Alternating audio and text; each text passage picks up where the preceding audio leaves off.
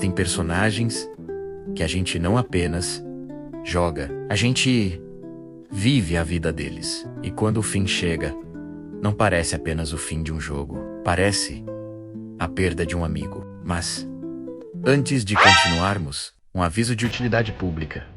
Este vídeo contém spoilers pesados do final de Red Dead Redemption 2 e do início de The Last of Us Parte 2. Se você ainda não viveu essas jornadas e não quer estragar sua experiência, eu recomendo que você deixe este vídeo nos favoritos ou salve na sua playlist de assistir mais tarde. Assim, você volta aqui quando terminar os jogos e a gente debate com calma.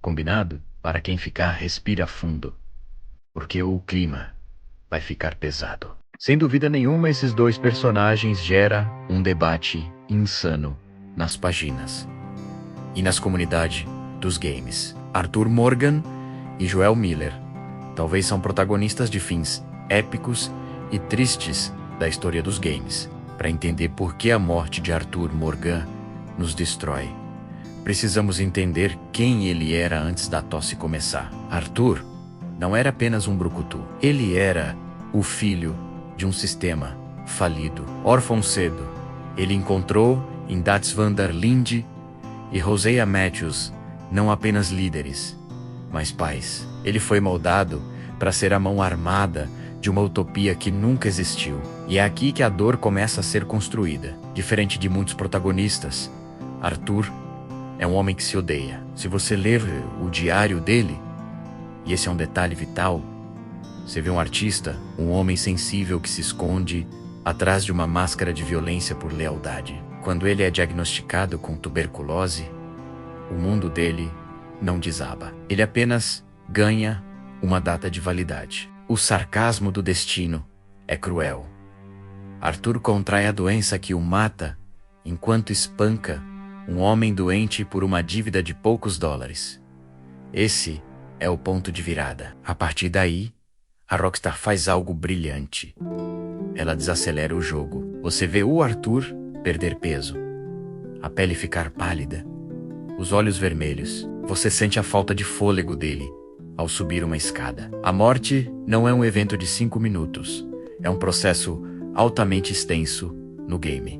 E por que isso dói tanto? Porque é nesse estado de fraqueza física que o Arthur encontra sua maior força moral. Ele começa a expulsar os trolls do acampamento. Ele perdoa dívidas. Ele ajuda a viúva Charlotte a sobreviver sozinha no mato. Ele começa a entender que o Dutch, o homem que ele seguiu por 20 anos, está perdendo a sanidade. A lealdade, que era a maior virtude do Arthur, se torna sua maior maldição.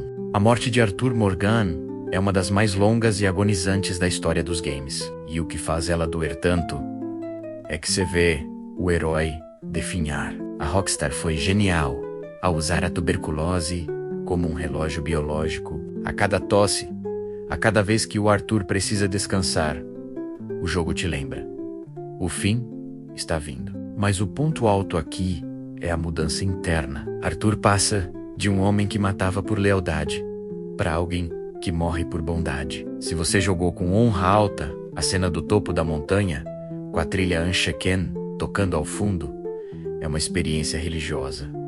Ele não morre em vão. Ele ganha a luta contra o próprio passado, para que John Marston tenha um futuro. É uma morte que te deixa em paz, mas com o rosto banhado de lágrimas. Se a morte do Arthur é uma construção de redenção, a do Joel Miller é uma desconstrução de um ícone. Para entender por que o mundo parou naquele momento em TLU Parte 2, a gente precisa olhar para um museu. Aquele flashback do aniversário da Ellie não está ali por acaso. Ele serve para nos lembrar por que amamos o Joel. Ele não era perfeito. Ele era um sobrevivente que recuperou sua humanidade através de uma criança. Mas o mundo do game não se importa com seu arco de redenção. E é aqui que a dor se torna insuportável. Muitos fãs reclamam: "Ah, mas o Joel nunca confiaria em estranhos assim." Mas pensem bem. Ele estava vivendo em Jackson por 4 anos. Ele estava amolecendo, voltando a ser o pai que ele era antes do surto. Ele baixou a guarda porque Pela primeira vez em 20 anos, ele tinha algo próximo de um lar. O que faz essa cena render horas de debate é a sua brutalidade crua. Não existe honra ali. Joel não morre defendendo ninguém no campo de batalha. Ele é encurralado, torturado e morto. Como se fosse um vilão de filme de terror. E a genialidade, ou a crueldade, da Naughty Dog é nos colocar no papel da Ellie. Nós não estamos apenas assistindo, nós estamos no chão, imobilizados, implorando. A dor do Joel não é apenas física, é ver o desespero da filha dele. Aquele último olhar que ele lança para Ellie. Não é um olhar de medo, é um olhar de quem sabe que o mundo que ele tentou esconder dela finalmente alcançou. É um silêncio ensurdecedor que dura o resto do jogo. E por que isso dói por tanto tempo no vídeo e no jogo? Porque o Joel morre sem o perdão da Ellie. Eles tinham acabado de ter aquela conversa na varanda, onde ela diz que gostaria de tentar perdoá-lo. Ele morre sem saber se eles teriam esse tempo. Diferente do Arthur, que teve a chance de dizer adeus a todo mundo e colocar as contas em dia, o Joel foi arrancado da história. Ele deixou um violão inacabado, um café que ele nunca terminou de tomar e uma promessa de reconciliação que nunca aconteceu. É uma morte que não busca te dar conforto. Ela busca te deixar com o mesmo sentimento de injustiça que move a Ellie. É o realismo mais sujo dos games.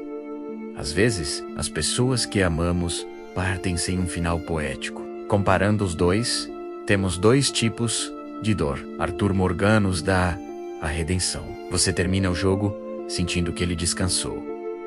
Joel Miller nos dá o conflito. Você termina a cena querendo quebrar o controle de raiva. A morte do Arthur é sobre o que ele deixou para o mundo. A morte do Joel é sobre o que o mundo tirou de nós.